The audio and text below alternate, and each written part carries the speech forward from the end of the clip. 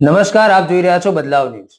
શ્રી 22 ગામ તપોધન બ્રાહ્મણ સમાજની સાધારણ બેઠક હિંમતનગર મુકામે મળી હતી, જેમાં સમાજના નવીન હોદ્દેદારોની વરણી કરવામાં આવી છે। જેમાં પ્રમુખ પદે આજોલના વતની મનોજભાઈ શંકરલાલ રાવલની વરણી કરવામાં આવી છે।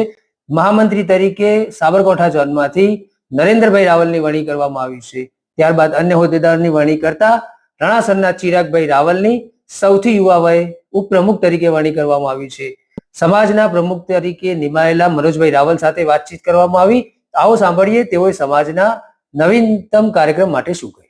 નમસ્કાર, મારા વાલા જ્ઞાતિજનો, હું મનોજકુમાર શંકરલાલ રાવલ આજોલ, મને જે પ્રમુખ તરીકે સમાજે સ્વીકાર્યો તે બદલ સૌનો આભારી છું।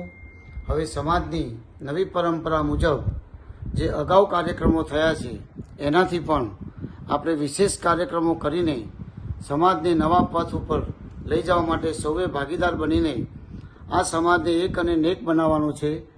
સમાજે અત્યાર સુધી જે કાર્યક્રમો કર્યા છે એમાં સમૂહ લગ્ન પણ અતિ મહત્વનું હતું, પણ હવે સમૂહ લગ્ન સિવાય પણ મેડિકલ, સાંસ્કૃતિક ભવન, સમાજના અન્ય ઉપયોગી જે કોઈ એમાં આપણને સહકાર આપે એ નવા નવા કાર્યક્રમો ઉમેરી સમાજને એક નવી દિશા તરફ આપણે લઈ જઈએ।